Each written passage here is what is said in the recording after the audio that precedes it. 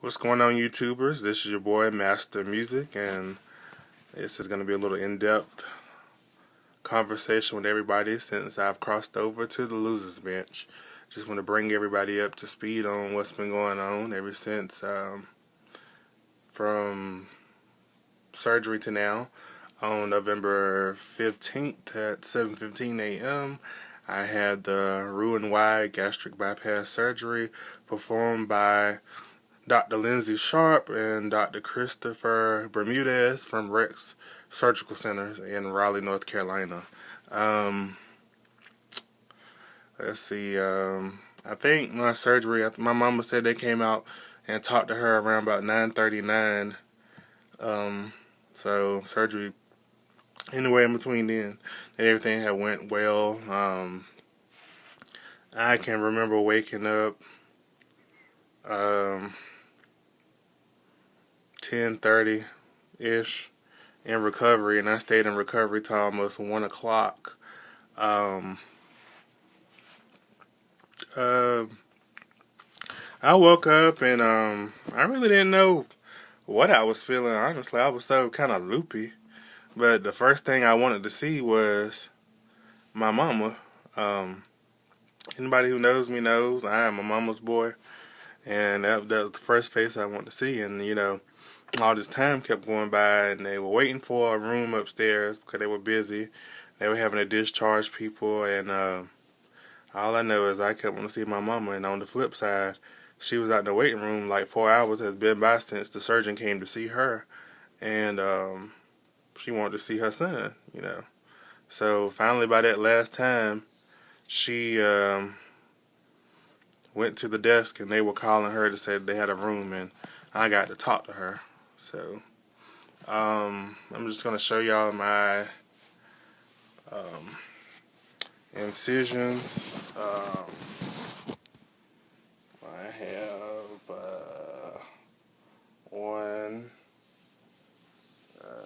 two, three, 4, 5, 6.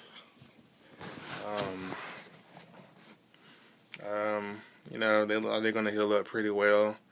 Not that really noticeable now, aside from the dermabond tape. They're sore, especially the one up here at top. He said that was gonna be sore for a few days because that's where they had the bougie thing to lift my liver. My throat was sore for a few days. Let me tell y'all, that gas pain is no joke. No joke. When I tell you, it, whew, that was taking me through some things. But I mean, they had me pumped up on Dilaudid, so I mean, I was feeling good. When I first got to the room was kind of small, so I was in there for a little bit, and they moved me to a larger room. I actually got up and walked to my new room. I got up and walked, and there everything was cool. After I got up in there, I mean, I kept getting up, I kept walking, doing what I was supposed to do, just trying to walk down some of that gas. Kind of felt like it took away my upper body strength for a while. I couldn't get up and position myself like I wanted to. That was the only biggest thing. I saw my surgeon. Well, I'm bouncing all over the place. My surgeon did come down and see me while I was in recovery. To talk, he said everything went well. I did really well. Thing went by. He was like, "You're gonna do very good." He was proud of me because I lost. Last week while I was doing my liquid diet, I lost 22 pounds. Last time I weighed in before surgery was that Thursday.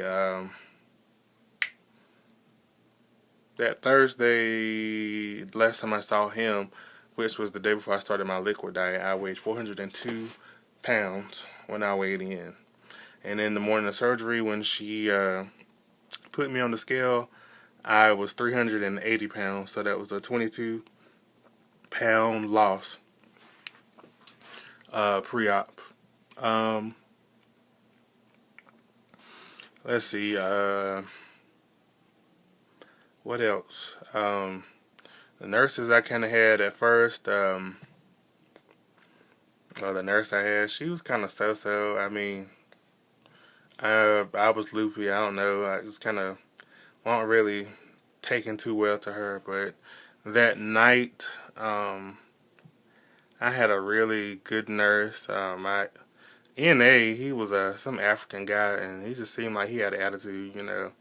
I just he was real rough and snatching stuff. And I had a Foley in, had a catheter, and you down there, and you moving and jiggling, and no, you down there by my manhood, and I won't, I won't feeling that. But then he kind of, as the night progressed and went on, he got better because I want to let him know off gate, I wasn't even in the mood for that. My nurse that I got that night, she was wonderful. She was very patient with me. She kept me calm, and then as the night went on, around about 4 o'clock in the morning, I wanted to walk. So my NA came and got me, and we went walking, and I walked up and down that thing, and then I got back into bed and laid on down. Now the next morning, now this is when I got a really good team of nurses. Um, I they were phenomenal. Had a student nurse. She's from UNC Chapel Hill, and she was very good. And then my nurse, Elizabeth, she was wonderful. And my NA, his name was Elijah. We call him Eli. Eli was God. He was a godsend. He was so patient with me. I was very sore, in pain that next day because by this time the anesthesia was wearing off, so I could really start feeling the soreness, and boy, was I sore. Whew. Usually, and by that time, I just, I don't know, I felt real emotional. I kind of felt like, it's hard to describe.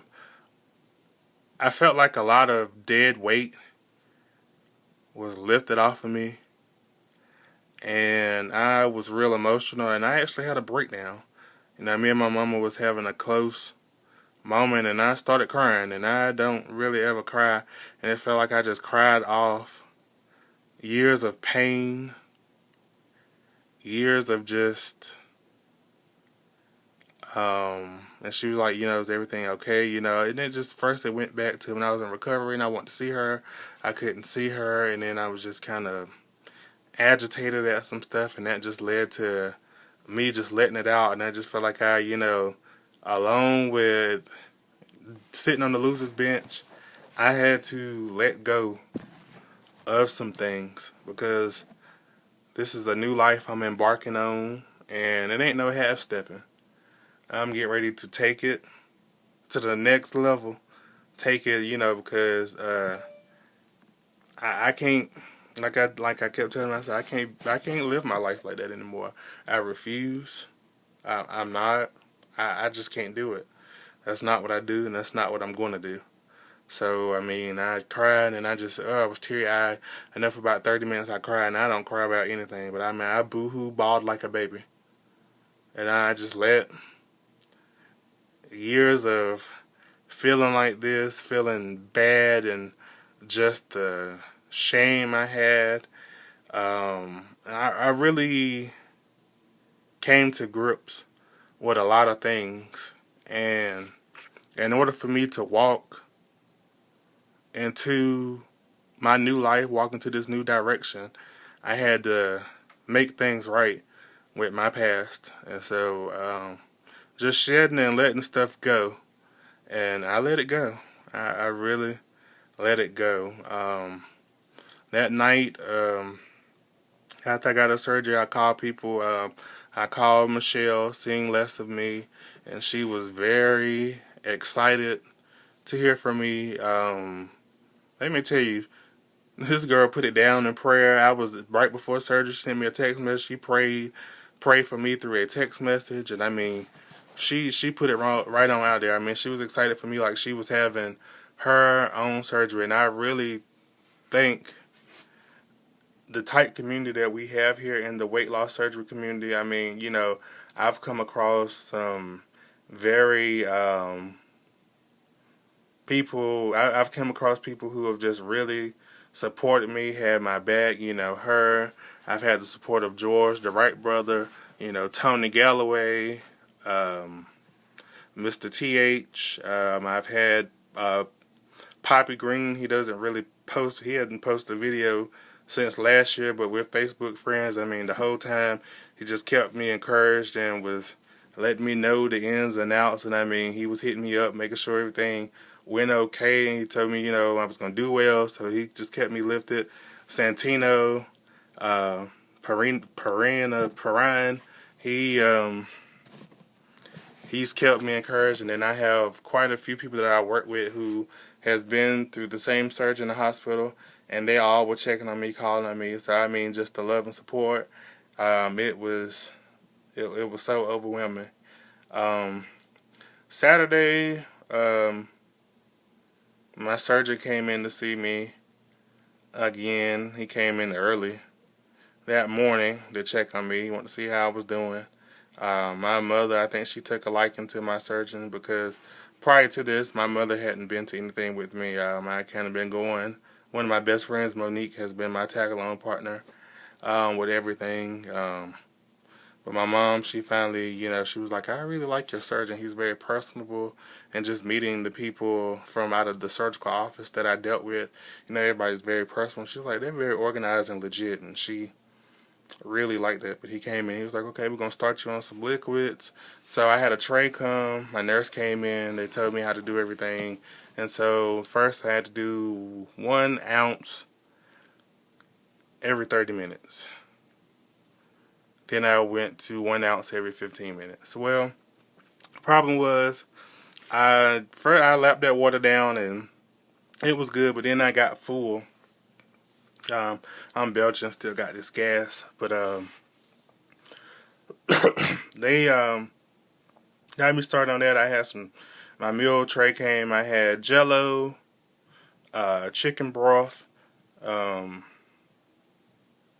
some decaffeinated coffee. Yeah, that's what I had on my breakfast tray. And so they got me started with that. They brought me ice chips, and I had to write it down every time. So another thing, too, they were giving me pain medicine, so it was making me sleepy. And so I wasn't drinking like I was supposed to, which made me have to stay in the hospital an extra day. Folks that's getting ready to have this surgery, make sure you sip, sip, sip, sip slowly, but sip, keep sipping so you do not get dehydrated. I was doing the walking part. They want you to pass gas, and I was passing it. It started coming out and it made me feel so much better. Still passing it, it's making me feel better. Still walking, still doing all of that. But make sure that you sip. I cannot stress it enough. Sip, sip, sip. Did you read my lips? Sip. Other than that, the day went on. I got some more Dilaudid. Because at this point I was in pain, and I slept throughout the day. And then when it came time that evening, I was like, okay, it's time to go home. That's when my nurse came in. She was like, well, everything's done good. She let my paper. She was like, we have a dilemma. You didn't sip enough. So she was like, I might have to keep you. And it was fine. My surgeon came and saw me after that. He asked me that I really want to go home. And I said, I want to go home well. So if I'm not well enough to go home now, then no, that's the price I'm going to have to pay. So I stayed an extra day. My grandma and my aunt left, and my mom stayed with me. And we had a good night. My mama made sure that I stayed sipping. I mean, she was on me like white on rice, writing it down, sipping something. She was shoving it down my mouth. If I got full, still getting adjusted. I mean, I really don't know when I'm hungry. It's really something that you're going to have to get adjusted to. But after that, I slept. I got up and walked. By this time, I can get up on my own. They had took The oxygen stat off me. My oxygen was fine. I, had my Foley came out at 6 o'clock in the morning on Saturday, so I had to deal with that anymore. So I could get up and I can pee on my own. So I didn't have to deal with nothing like that. So if I got up and I feel like I wanted to walk, I just would lift my bed up and I got up and I went to walk. So that was the good thing. And then Sunday came, my dad came because he had to come and pick us up because our ride left us. So he came to get us. I kind of slept. I got up, I took a bath. I washed off, and then I lay there. And then my surgeon came in, and he said, "Okay, well, I'm gonna send you home. You've sipped good." He looked at my paper because I definitely sipped throughout that night. And so he came in, and shortly after, she came in with the discharge papers, and that's when I made the video that I made last when I'm going home. But other than that, that was pretty much my experience in the hospital. Like I said, just looking from then to now, never in my wildest dreams would I imagine that this happened to me. Just looking back on things, and to get the support from my family that I really thought I really saw a true testament to my family that I will never see, because when it comes to stuff like that, surgery, weight loss surgery, stuff like that to them seems taboo. But my mama has been in my corner the whole way. She's very tired, but she's still been going ever since we got home. She had to go get my prescriptions filled. And she's been coming up, upstairs to my bedroom, making sure that I've had all the liquids that I need to have. I'm on they gave me some liquid Lortab to take. I have to put the Zofran under my tongue and let it dissolve. I'm on some other things. Just here on my tray, let's see, is just my little medicine, hand sanitizer, just things that I need. And my brother, when I came home, he was happy to see me. One thing about, me and my brother, he's my baby brother. We're very close, I kind of look at my baby brother as my child, my baby, because I raised him, I've been with him every step of the way. He's 21, so, he came home. He's been very helpful to me. We went outside.